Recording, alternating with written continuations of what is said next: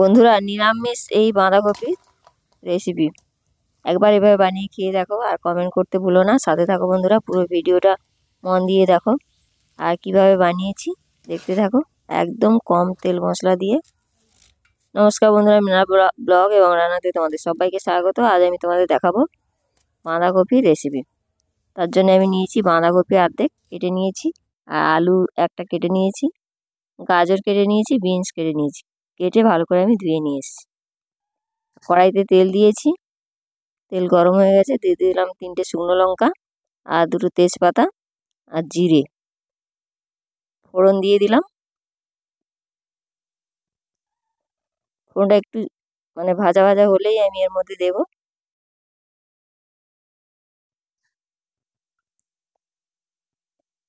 পরিমাণ মতো হলুদ, দিয়ে দিলাম পরিমাণ মতো লাল লঙ্কার গুঁড়ো,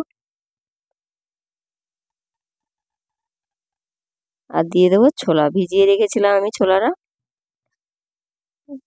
আর একটু নেড়ে নিয়েই আমি দিয়ে দেবো এর মধ্যে কেটে রাখা বাঁধাকপি, আলু, গাজর, বিনস।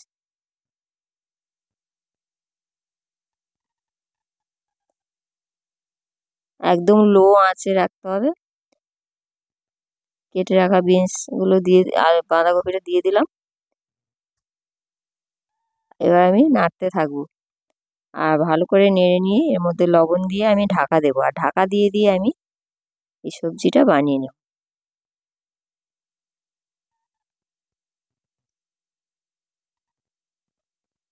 পাতা জ্বালান দিয়ে রান্না করছি বাইরে জোড়া উনুনে। দেখো পরিমাণ মতো আমি এই ছোট চামচে 2 চামচ লবণ দিলাম। তোমরা পরিমাণ মতো যে যতটা বানাবে ততটা নেবে। আর এইভাবে আমি ঢাকা দিয়ে দিয়ে একটু করে ঢাকা খুলবো আর নাড়বো। ঢাকা দিয়ে দিয়ে পুরো একদম সেদ্ধ করে নেব।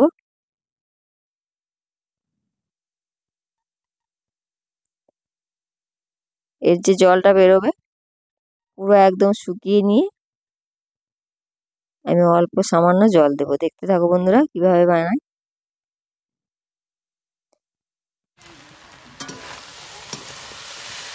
ঢাকা দেবো আর খুলে নাড়বো।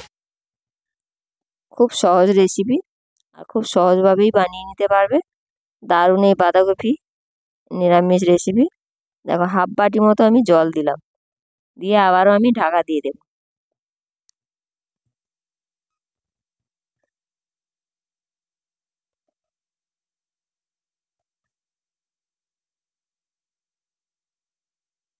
তোমরা বাঁধাকপি অনেক রকম অনেকেই বানিয়ে খাও, আর আমি আমার মতো করে বানিয়েছি। একবার বানিয়ে খেয়ে দেখতে পারো। ভাত রুটি সব কিছুতেই পারফেক্ট নিরামিষ বাঁধাকপির তরকারি। দিয়ে দিলাম আমি 1 চামচ মতন চিনি। নিরামিষ তরকারিতে একটু মিষ্টি না দিলে ভালো লাগে না, তাই দিলাম একটু মিষ্টি। দিয়ে ভালো করে নেড়ে চেড়ে আর নামিয়ে নেবো। দেখো কেমন হয়েছে।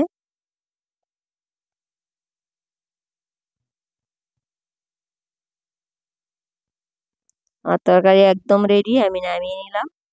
সাথে থাকো বন্ধুরা, সবাই ভালো থাকো, সুস্থ থাকো, আর চ্যানেলে নতুন হলে সাবস্ক্রাইব করতে ভুলো না। ভিডিও শেষ করছি।